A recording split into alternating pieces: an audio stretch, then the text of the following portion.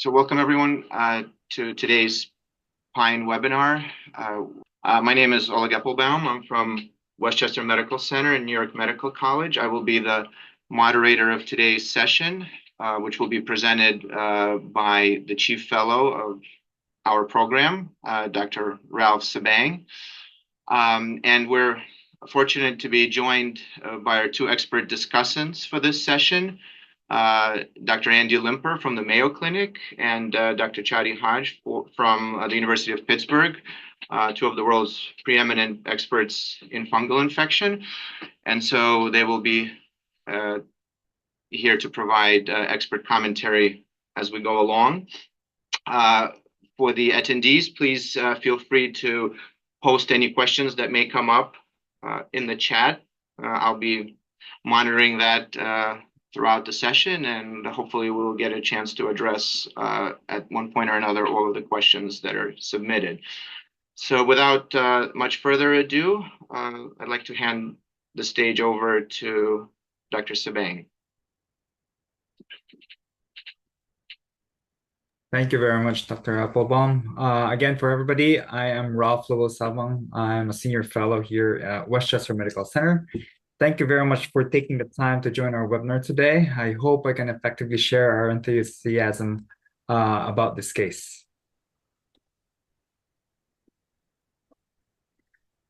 So to start with, I'd like to introduce to you to our patient who was a 60-year-old male who had a renal transplant back in 2018 in our institution. He presented to his primary care provider for a week-long history of cough, fever, dyspnea, on exertion, and fatigue. He was hypoxemic in the office, thus was immediately referred to the local emergency room. In the ED, he was hypotensive, which improved after IV fluid boluses.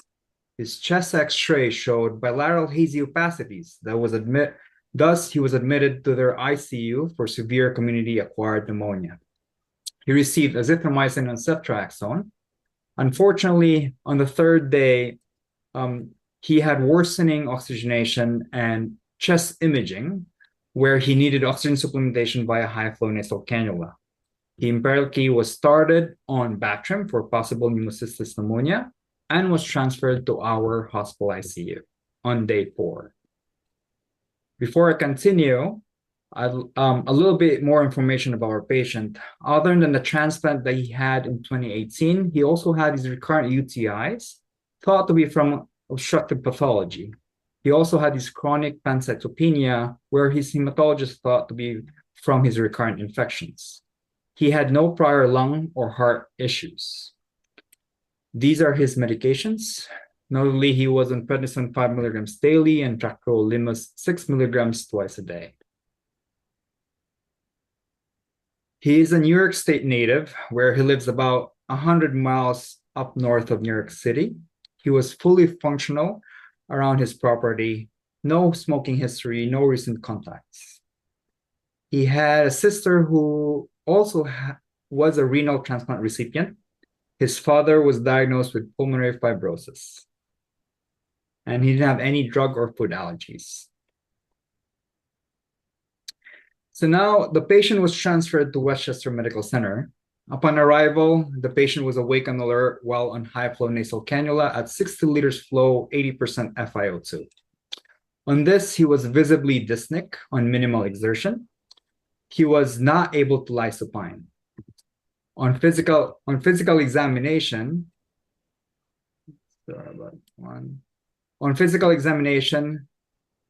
he had bilateral crackles and auscultation, but did not have jugular venous distension or peripheral edema. His heart rate was regular as well as the rhythm. Initial labs showed worsening pancytopenia. Other notable labs are the following.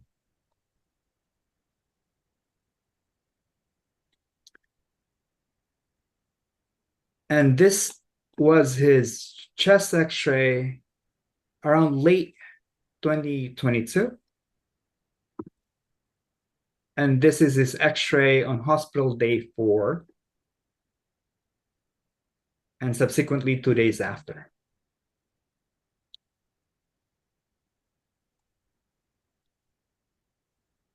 So I guess to begin with our questions, for question number one, based on the case presentation so far, which of the following serological tests would you be most interested in obtaining?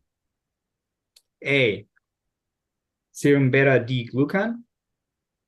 B, Aspergillus galactomannan. C, histoplasma antigen. Or D, cryptococcal antigen. So now the attendees should be getting a pop-up with the answer option. So please vote your conscience, and then we will tally up the results. So now results are available, and a very, very notable majority of over 70% of us are most interested at this point in the serum beta D glucan, with a rather small minority interested in Aspergillus galactomannan. No one in histoplasma antigen, and just a handful in cryptococcal antigen. So, Dr. Hage, maybe at this point, we just wanted to maybe get your perspective on maybe what sort of you might have been most interested in the serological evaluation of this patient, and maybe what's initially going through your mind. Yeah, thank you, Oleg. This is a very interesting case. So, because where this patient resides, and lived all his life, I was not very concerned about histoplasmosis. However, he has pancytopenia, so that's very concerning for histoplasmosis, although it's chronic and now it's worse. I know the test that I would not order is the cryptoantigen because it's not very likely. And the other next one I would not order is the Aspergillus galactomannan because in this population of non-neutropenic, non-bone marrow transplant or leukemic patients, the yield is very low. So if we're suspecting invasive fungal infection, we're either looking for a test that would be essentially a rule out or a specific test. And if I'm thinking pneumocystis versus histo, a beta D glucan would be positive in both of them. If I were to take the board and looking at this case, I would say it's most likely in pneumocystis. Now, would I start empiric therapy? I would leave that to Dr. Limper to argue against or for, but I would seek more aggressive testing. Obviously, I would order both histoantigen and beta D glucan. But since we had to pick only one and the epidemiology is outside the endemic area, I thought it would be fair to start with beta D glucan. But if it's positive, the next test would be histo if we have to order one at a time. Yeah, so those were the top two choices, though, with beta D glucan certainly markedly more popular than histoantigen. And did you generally agree, Dr. Limper, or any other thoughts? Muted, sorry. I agree entirely with what Chadi had to say. You know, certainly to me, there's a lot that's pointing towards pneumocystis in this case, you know, the pattern and the immune suppression and such. And, you know, there's not a lot of harm in adding in the empiric trimethoprim sulfa, which I think they did if I caught your slide, Ralph. And so I think I probably would have done the same thing. We usually then will try to get a definitive microbiological answer. You know, but we'll see how this case develops and what additional testing is done. Sounds good. So, Ralph, we can proceed. All right. So, on this hospital day 6, we finally were able to lie him flat enough to get a chest CT scan. So this is his imaging.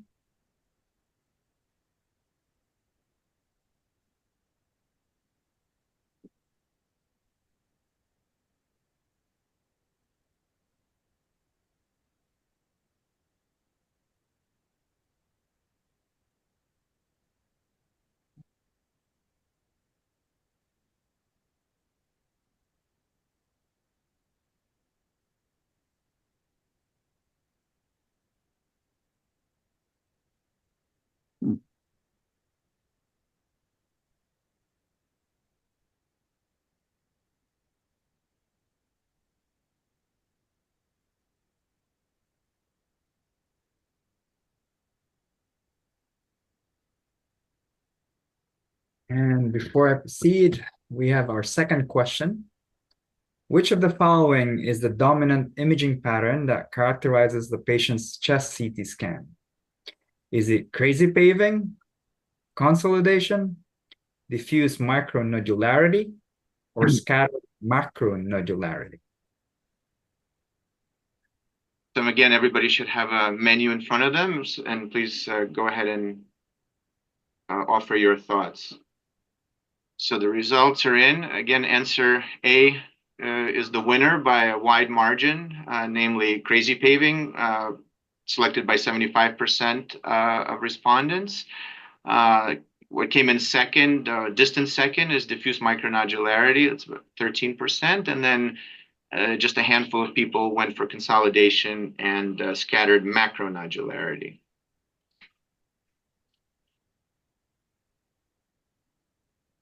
Go ahead, Rob. So, Andy, to start with you this time, kind of what was maybe your gestalt or your initial impression of the dominant CT pattern or finding here?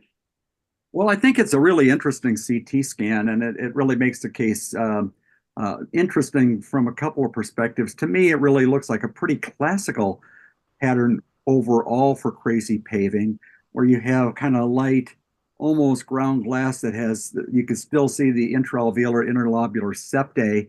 You might go like halfway down or whatever, but you'll see that.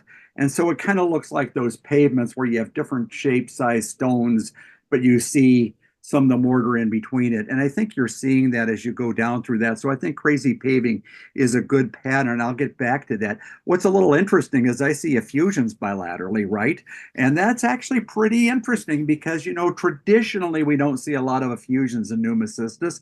And in fact, we don't see a lot of effusions usually in other fungal infections either, although it does happen. And I don't say it's not infection because I see effusions, because people are sick and people that like to do a lot of work in the ICU, sometimes the fluids get in, they get a lot of fluids build up, and it could just be that. So, you know, it's a little right greater than left type of pattern. You said the heart was good, but, you know, sometimes if you stress it in a 68-year-old guy, you might get a little wee element of volume overload. So now, what about the crazy paving? Well, you know, for any of the fellows on, you know, classically people talk this with alveolar proteinosis, which certainly it still could be.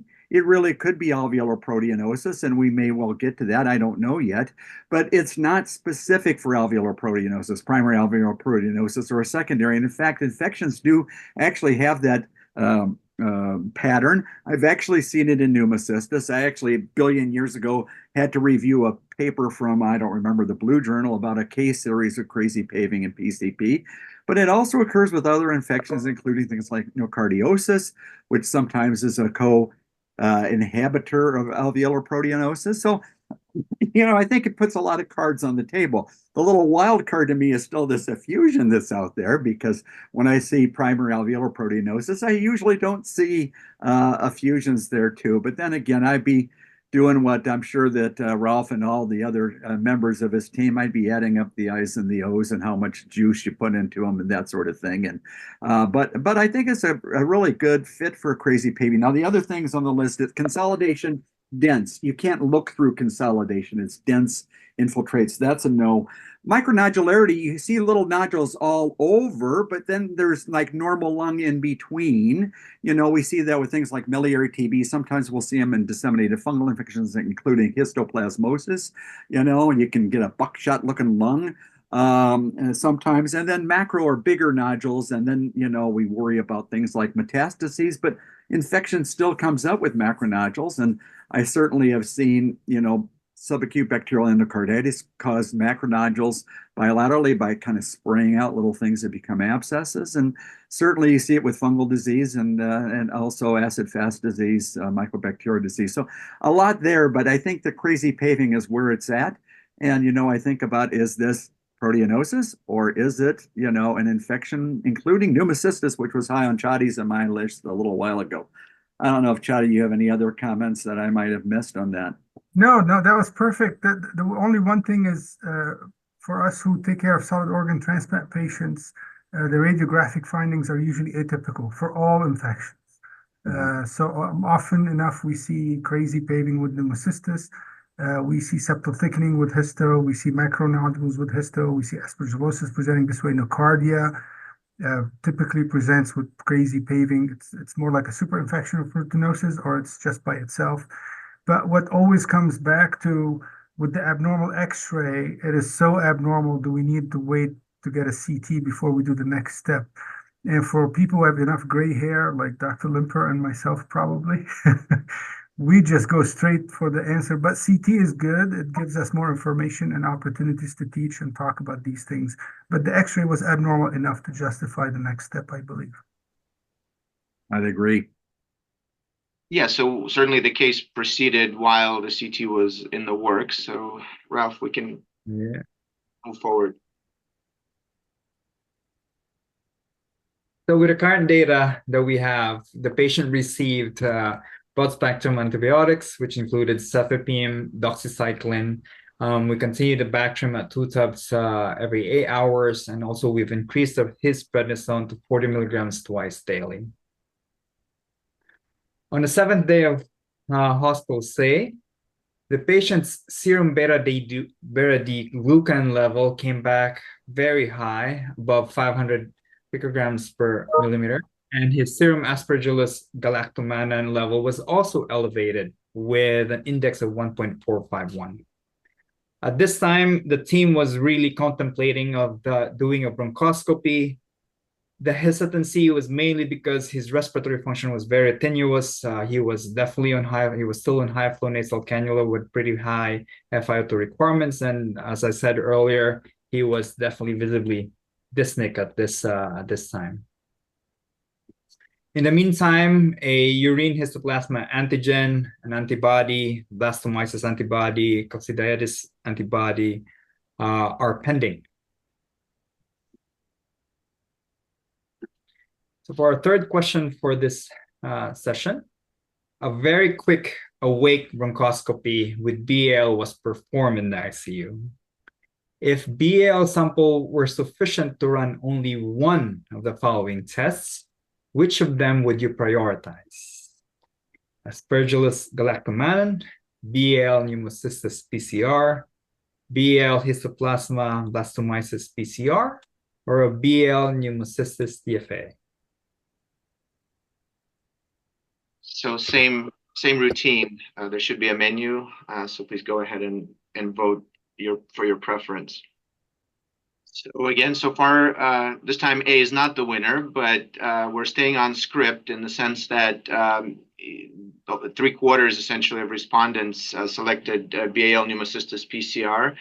The other 3 options were chosen by a far fewer number. Aspergillus galactomannan and BAL histoblasto PCR were at 11% each, and DFA for pneumocystis at 5%. So again, 3/4 BAL pneumocystis PCR. Andy, now we're at the stage of BAL testing. So in this, as it turns out, not so hypothetical scenario, because that was actually a real life scenario, we really did go for just one test. Do you agree with the majority, or do you just... Yeah, I would side with that. So I would make a couple comments. You did have another clue, with the beta D, the beta D glucan being so darn high. And if you look at older literature, particularly at HIV populations, when it really gets above, 200, in particular above 400, I can't remember, yours was like 700 or something, really tremendously high. The odds of it being pneumocystis increases pretty highly statistically. Now, that does not perform as well. That old cutoff that we get out of the HIV literature does not perform so well in other immunosuppressed groups, and we had a paper on that. But it still is a clue that you need to think about pneumocystis. A lot of labs are going to do PCR. There's a lot of PCR assays out that we have the one that we use. We're able with our PCR to, have a pretty good idea whether we're dealing with a infection versus a colonization. But I think that the pneumocystis PCR would be good to do, can be done on a small amount. You could have, I don't know whether you even had upper airway secretions that you could have gotten that off of. You could sometimes get positivities, off of either sputum or if you suck out some goop in the back of their throat, you can run it for the pneumocystis PCR, at least in our institution. As far as the DFA for pneumocystis, it is very good. It still gets, like 95%. It's just getting those last few with PCR, the last few percentage. So, I don't think it would have been a bad guess. And it really depends on where you're working. If you're in a smaller center in Arkansas somewhere, maybe all you have is the DFA. I still would do that. I like to cast a broader net if we're doing a procedure. I get it. Sometimes you get terrible return and can only do one test, but I would have probably not compromise, as many tests as my sample would allow. So I guess I'll hold on those comments and welcome Chadi's thoughts too. Yeah, thanks, Andy. So I'll just go down the list of the offerings. First of all, for PCR, you need very little amount. Very little amount, and they're often done in multiplex. So if you're really tight on volume, you can do multiple PCR, especially if you send them to the same lab, that you can squeeze more by a small amount. I would not do Aspergillus galactomannan because it's already positive in the blood. So what's the point? And it's higher yield in the BL, but if it's positive in the blood, it's very likely to be positive in the BL, and so you would waste the sample that way. And I like that the beta-D-glucan cutoff more than 500, making it very likely pneumocystis. But how do I explain the galactomannan and the blood being 1.5, I think? And that's high. That's actually very high. So it's 3 times the cutoff, and pneumocystis would not cause that. So that's making me change my mind a little bit. And histo does cause high beta-D-glucan. We've published that, and we use it in guideline reference. Usually, pneumocystis has a higher cutoff, but histo is close. And when we compare histo and pneumocystis, they overlap a lot. So, but I struggle explaining the Aspergillus galactomannan in the blood by pneumocystis because it shouldn't cause increased Aspergillus galactomannan. Now, the DFA for pneumocystis, I love this test. We all grew up using it. And so I hate not to use it, but if I'm tight on volume, because they have to do a cytospin, so they need a good volume for that. But PCR is how many PCRs can you do, Andy, for a small volume? Oh, you can do quite a lot. Your comments about the multiplex PCR is quite accurate. The other point I made, we have seen some cases over the years, and we're in a histo belt of both documented histo as well as documented pneumocystis in the same individual that's immunosuppressed. Well described in HIV populations, but also in transplant and other stuff as well. So, it could be more than one bug at the end of the day. So, I mean, I agree with your comments, Chadi, a lot. But you can do a lot with a little bit of volume for the PCR type stuff. Yeah. The other comment I would say, and that comes up a lot, is when somebody is tenuous and they're high flow oxygen and we're not sure what to do,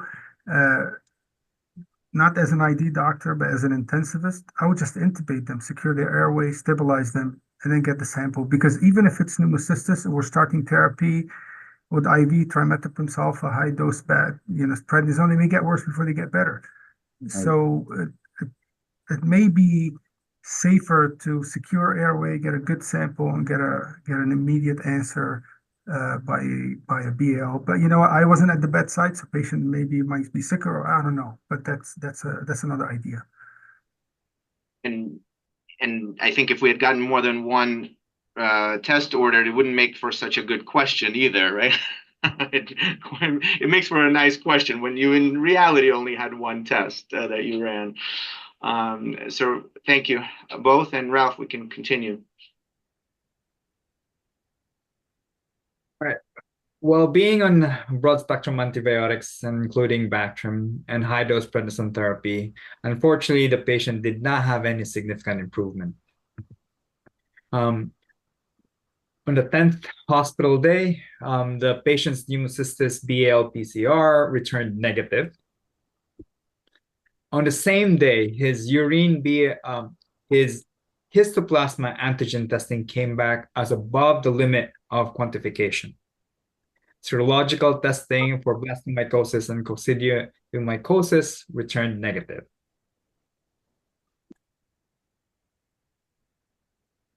So, given the current data, with which of the following statements regarding the patient's diagnosis do you most strongly agree? The patient has pneumocystis pneumonia and the BAL-PCR is falsely negative. The patient has invasive aspergillosis and the urine histoplasma antigen is falsely positive. Or the patient has progressive disseminated histoplasmosis and the serum aspergillosis galactomannan is falsely positive. Or the patient has no fungal infection and the serum beta D glucan is falsely positive. So one final time, this is our last question of the session. So please go ahead and select one of the options.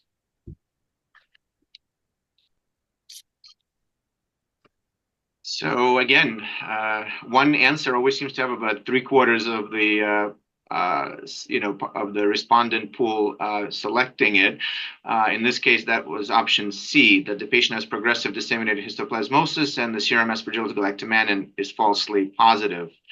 About a quarter selected either the first or the second choice, which is that the patient has pneumocystis and the BAL-PCR is falsely negative, or that the patient has invasive pulmonary aspergillosis and the histoplasma antigen is falsely positive. No one went for the falsely positive beta D glucan. So, Chadi, maybe with that overarching question now in our minds, do you want to maybe offer your thoughts on where we're headed with this, for many of us, quite sharp turn in the case? Yeah, this is very interesting. It's burning curiosity wants me to know, where was he outside of upstate New York? I need to know. But anyway, so I'm going to go through the options that were offered. So the pneumocystis PCR is not falsely negative. It's actually a highly sensitive test. Sometimes it's positive with colonized pneumocystis, and Andy knows way more about this than anybody else in the world. But if it's positive, if it's negative, it's negative. The aspergillus, the question about aspergillosis, histoantigen is positive with histo and blasto and cocci, but not in invasive aspergillosis. That's often confused with the reverse scenario. So in disseminated histoplasmosis, aspergillus galactomannan could be positive, very likely positive. So if you have disseminated histo, you could have positive aspergillus galactomannan, and it's more of a cross-reactivity scenario. I wouldn't call it false positive. It's more like cross-reactivity because they share molecular structures because they're both galactomannans. The beta D glucan being highly positive, it's most likely not false positive because it's so high. The false positive that you see in ICU or bacteremia or non-specifically, usually it's not that high. So the beta D glucan is positive, and it's true positive because of an invasive fungal infection. The histoplasma antigen is very positive. It could be histo or blasto. We can't tell if it's histo or blasto because the cross-reactivity is 100%, but it's definitely not invasive aspergillosis. And the pneumocystis PCR being negative is just negative. Yeah. Andy? No, I agree with that. Those statements. A couple of things. I mean, now you're going to tell us that he went to visit grandma in Indianapolis or somewhere, for a holiday. The geographies of the endemic mycoses are changing like crazy.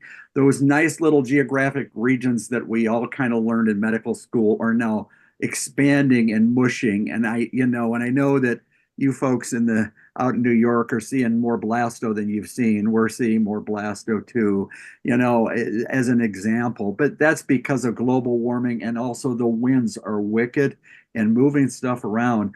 On Monday, I drove from Oklahoma all the way to Minnesota, and I had a storm chase me from the Gulf of Mexico through Texas all the way up to Canada, and over the course of a 18-hour period. So I think the old geography things bets are off, but you're going to tell me I don't know what I'm talking about because he did visit grandma in Indianapolis.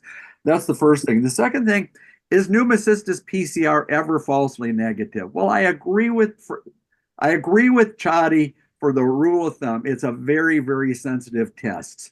There are cases, and we have a few, that are falsely negative. but they're so uncommon, I wouldn't worry about it. I agree with that statement. If the PCR is negative for pneumocystis and you got a good sample, which you did, it means that person doesn't, the negative predictive value is 99.9% or something like that. So I agree with that. I agree with the fact that the additional testing really, I don't like the false positive connotation because the tests are reacting to molecular structure, which are shared across fungal wall. And I do think this does fit nicely with the progressive disseminated histoplasmosis. I think you've really proven it's not pneumocystis. A bit of a surprise based on the geography, but otherwise is a cool case. I'm still curious about the effusions, but I think that it was Ralph giving him a lot of juice. So we'll see how it is. But I agree with Chadi's comments. Thanks.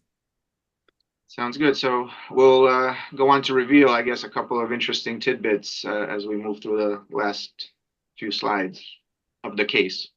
With the recent results, we discontinued Bactrim and started isobuconazole for presumed disseminated histoplasmosis with or without invasive pulmonary aspergillosis.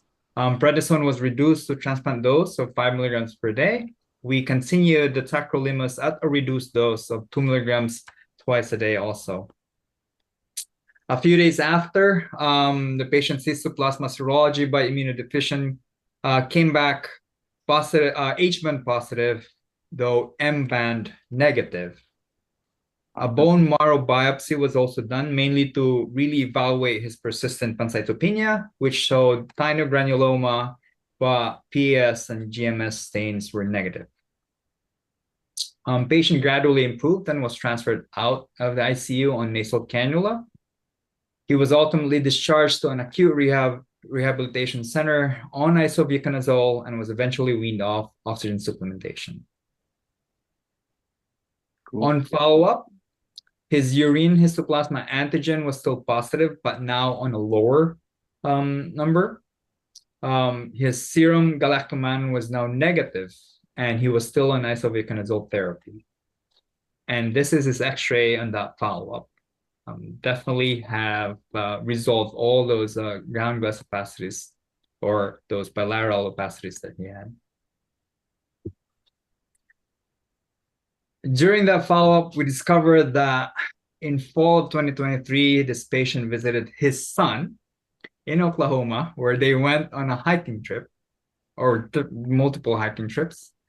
And also this patient actually owned a property in New York with chicken coops and abandoned farmhouses, where he just did his own renovations and including cleaning the chicken coops.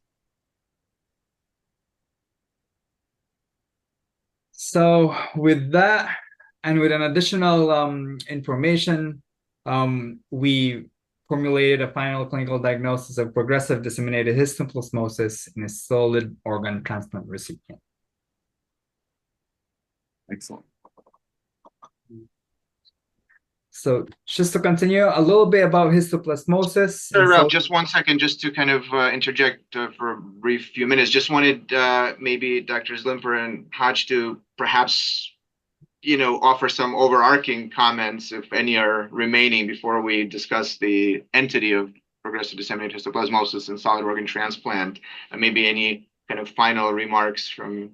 I knew you were going to come out with that history. I was predicting he was visiting grandma in Indianapolis, but that's a good history. And you also have the bird exposure and the chicken in the coop and doing the renovations and I think that makes it all fit. And I think clinically this fits, and I think that the testing is good. And I understand why you went with isobuconazole.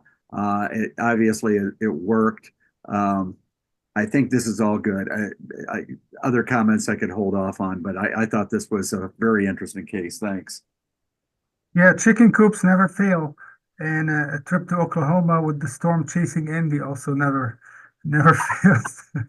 The serology is often not useful, right? I mean, in H and M band, it's kind of hard to put it together with a solid organ transplant, although the patient was not on mycophenolate. So they are able to generate antibodies. But we don't rely really on antibodies in these patients, this patient population.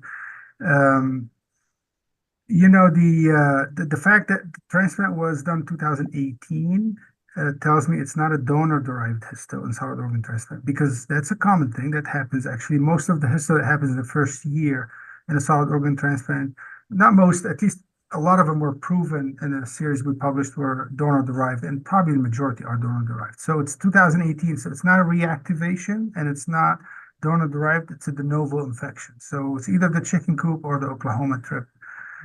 About isavuconazole, the first line therapy obviously is Ambisome if the kidneys handle it, and or itraconazole, but the second line therapy is posaconazole. ISA has activity, but it hasn't been as studied. So Ambisome, itra, posaconazole. But of course, posaconazole messes up your tacrolimus level, so isavuconazole is a good compromise, and obviously he responded very well to it. And thank you both. And I invite, again, attendees to contribute questions to the chat that hopefully we will have time for at the very end. I guess we'll proceed perhaps with the topic discussion, and then pose a couple of questions at the very end of the session. So a short review about histoplasmosis in solid organ transplant. I think Dr. Hage and Dr. Limper mentioned about it, that histoplasmosis and transplant-associated histoplasmosis can occur as de novo, donor-derived, or reactivation. And the pathogenesis of this infection is mainly involves inhalation of micronidia from a nitrogen-rich soil. Upon reaching the alveoli, the histoplasma basically had to evade all these pattern recognition receptors and eventually end up being engulfed by macrophages. The macrophages actually plays a dual role by containing the infection, forming granulomas, and providing an environment where replication and or dormancy can occur. The histoplasma uses these macrophages sort of like a Trojan horse for dissemination. Regarding epidemiology, I think Dr. Limper mentioned about it earlier. We have these very common geographic distribution that was developed in the 1950s, and this is where histoplasma was largely known to be endemic along the Ohio and Mississippi River valleys. But a survey that was published in 2023, depicted by the bottom figure, showed that histoplasma is now found almost everywhere of the United States. And if we just go into the map, this is where New York is, and this is where the patient lived. So regarding histoplasma in renal transplant patients specifically, there was a Brazilian study, a single center study, which showed that it occurs about 1.1% of all kidney transplant patients. And it is the second most common invasive fungal infection following Cryptococcus. Most infections were diagnosed 6 months after transplantation, and the use of anti-thymocyte, immunoglobulin, and methylprednisolone therapy seems to have the infections in an earlier rate. In terms of clinical presentation, most immunocompetent individuals will be asymptomatic, but in terms of patients that are immunocompromised, such as patients with solid organ transplant recipients, they will have symptoms commonly with fever, cough, and shortness of breath, which our patient had, and also pancytopenia is also pretty common. In terms of diagnosing histoplasmosis, it involves direct observation or detection of antigens or antibodies. Culture and histopathology are still considered gold standards, but antigen detection have a very high sensitivity rate, which has been very common nowadays. As Dr. Hage mentioned earlier, serology actually has a lower sensitivity for infection. Next, I'd like to discuss about the cross-reactivity that we touched earlier. So galactomannan is a cell wall component of Aspergillus species. The drawback here is galactomannan is also a component of other fungi cell walls, such as histoplasma. And that's why there's actually a number of case reports and published case reports showing cross-reactivity of Aspergillus galactomannan in patients with histoplasma infections.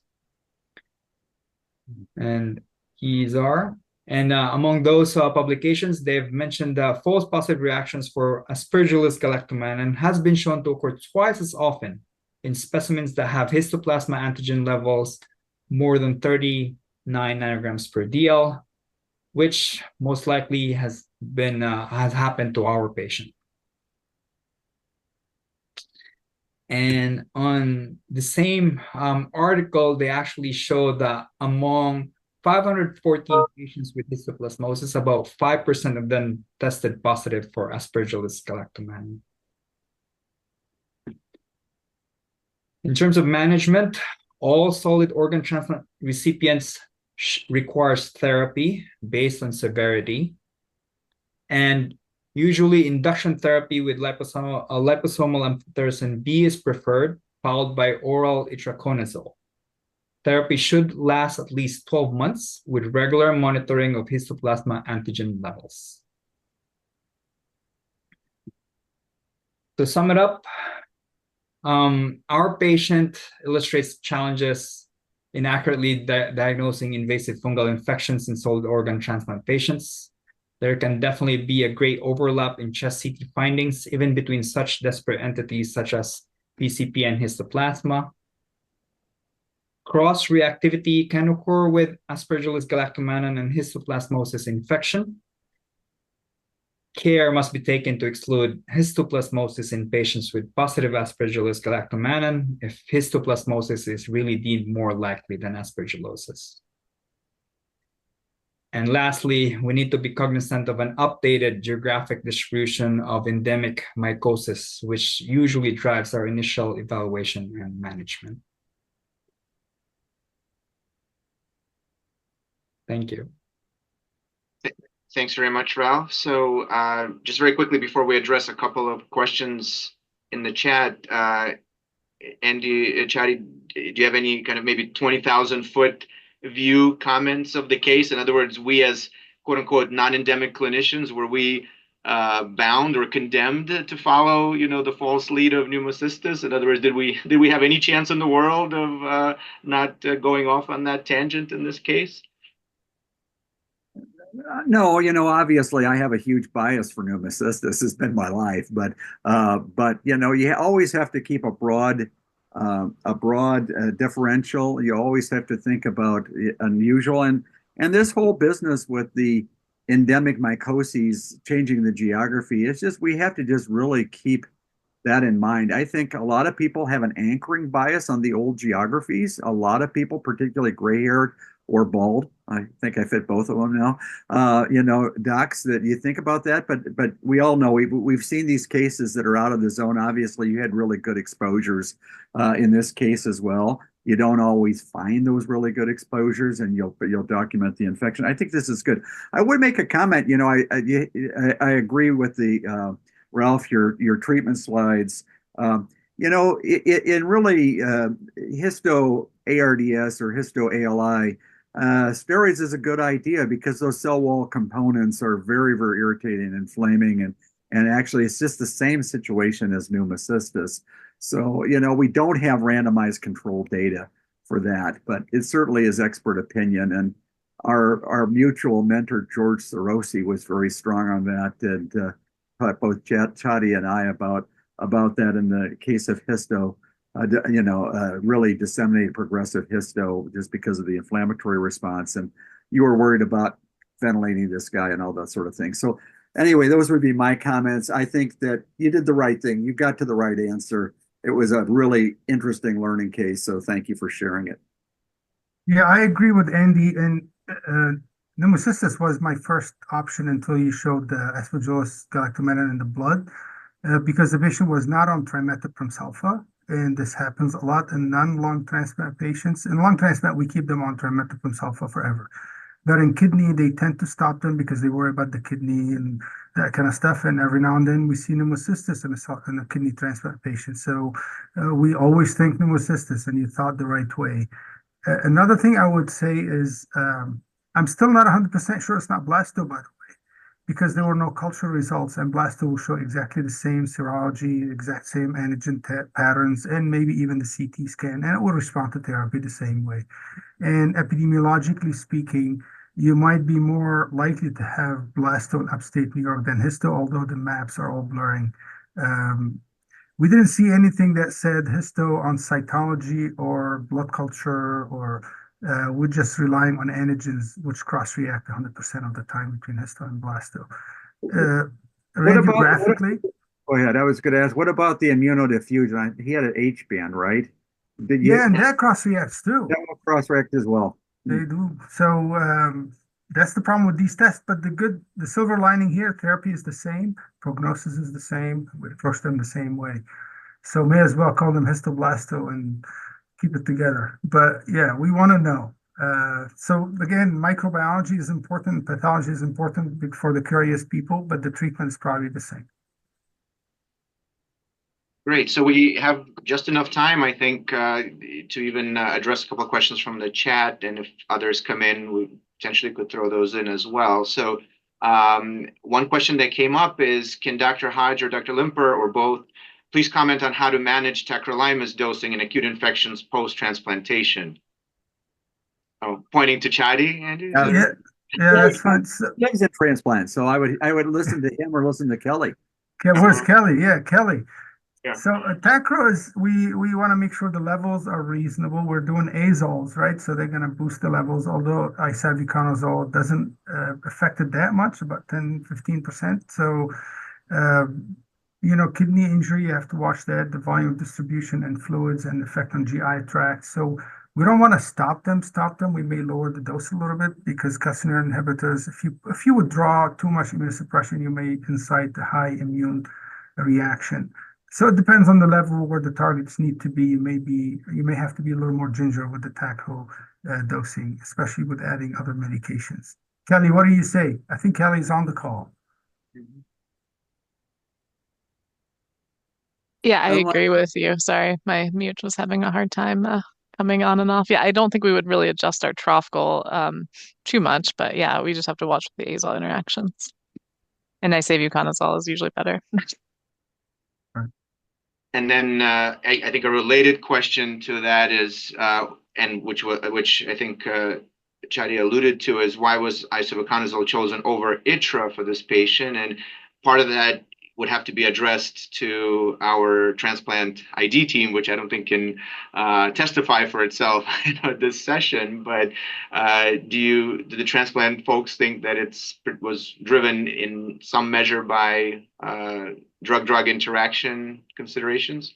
Yeah, it's easier to work with, and most likely it is as effective as ITRA. I just made that point that we just don't know as well as ITRA. I mean, ITRA has been studied a lot, and ambisome, obviously, liposome amphotericin has been studied a lot. But you would say he was moderately sick? Would you say severe? Severe to moderate? I don't know. So if he was, hemodynamically unstable or respiratory failure worsening, you would do liposomal amphotericin. But they were probably trying to kind of straddle the severity with the side effects and the drug-drug interaction. So isavuconazole is not a bad choice, actually a very reasonable choice, and it worked very well. So, and I think again, not to try our transplant ID crew in absentia, but I wondered, to what extent, looking at the notes in retrospect and so forth, to what extent they were still holding on to the possibility of IPA being at play here. Do you think if you're holding on to that possibility as a co-diagnosis at a minimum, could that have also explained this choice? Yeah, I see your point now. Yeah, that might be the reason. There's a question about posaconazole. Actually, posaconazole is your next line agent after ITRA. Vori is not. No. I mean, we have to use Vori sometimes, but it's not the second line. It would be the fourth line therapy would be voriconazole. But posa is second after ITRA if we're not doing Embazole. But I think that might be right, Oleg. That might be why they used ISA, because they were still thinking invasive aspergillosis, probably. Yeah, they may not have read the Hage et al. Paper about this, which we may need to disseminate in New York. No That's pun right. intended. Yeah, because New Yorkers, I guess, we have to start getting used to kind of brush up on the endemics more and more every year because we're getting them. They're heading your way. All of them, yes, like that storm that Andy Andy described. Storm, I love that story. Yes. It is a true story. I was Oklahoma to Minnesota over the course of the day on Monday, driving the whole thing, chased by the storm. So Well, maybe you got there faster as a result. I did. Tailwind. But in the last few minutes, maybe I'll throw out like a question/comment regarding maybe Andy's mention of adjunctive steroid therapy. Would you agree in these cases with something that I often tell the house staff or fellows that I'm with in ICU or pulmonary, is that steroids are we use them for tons of infections. They work fantastically in a whole host of infections, but the prerequisite for benefit from steroids in these infections is that you're actually treating the infection for which you're giving the steroids, right? Or when you're giving the steroids. So would you caution the non-endemic clinician to sort of, yes, steroids are good, but you better be treating the infection at the same time, which we weren't initially, if you think about it, and while the steroids were increased. Well, I agree. We express so even if you just take the case, I'll say in histo, I'm not aware of good randomized data on steroids in histo acute lung injury or ARDS, although they're used and they're recommended, and we certainly would agree with that.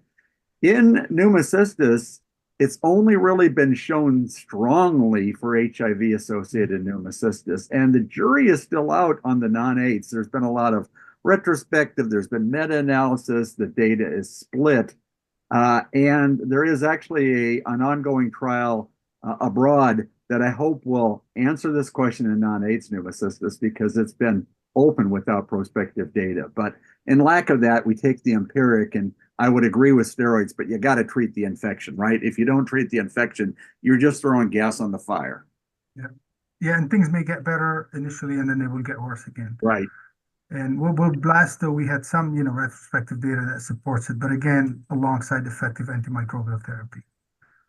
But I think the non-endemic world, if such exists anymore, given the maps, it probably runs a greater risk than the endemic world for giving steroids unopposed and potentially pouring gasoline on the fire. We're the ones who probably are, I would suspect, at highest risk for doing something like that. So we've got to be particularly careful. But interestingly, Andy, just very quickly on your comment about I'm a skeptic about steroids and non-AIDS PCP as well, but I recently saw an informal poll of clinicians conducted on this very question about steroids and non-AIDS PCP, and I was in the predominant minority in terms of not considering it routinely in those patients. Yeah, I go